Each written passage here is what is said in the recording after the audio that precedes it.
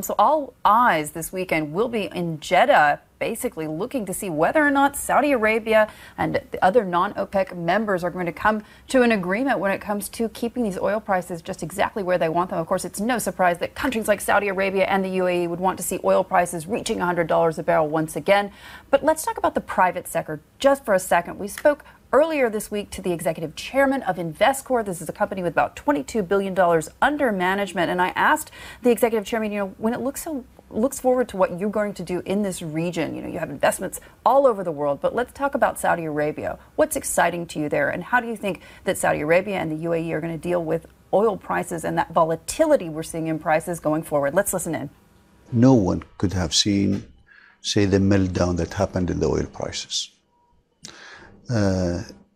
No one predicted what happened in the kingdom. So I think they're right in feeling the challenges.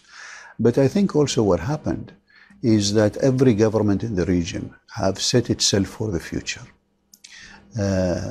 Waking up to see that, no more this region can live on being a one commodity exporter.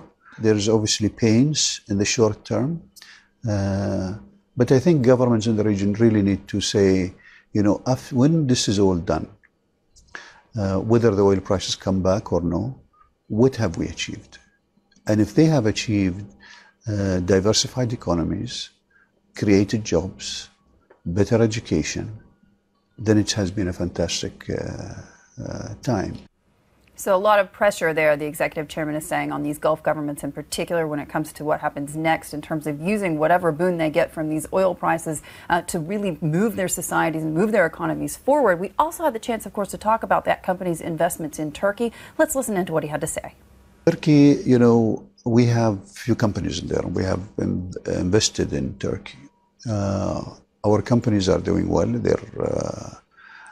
Most of them are market leaders.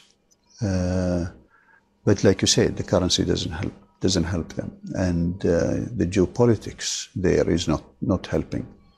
I think the fundamentals of Turkey is good. The big market, entrepreneurial people, hard-working people, and I hope that they can go beyond this geopolitics that is really affecting the economy in not so good way.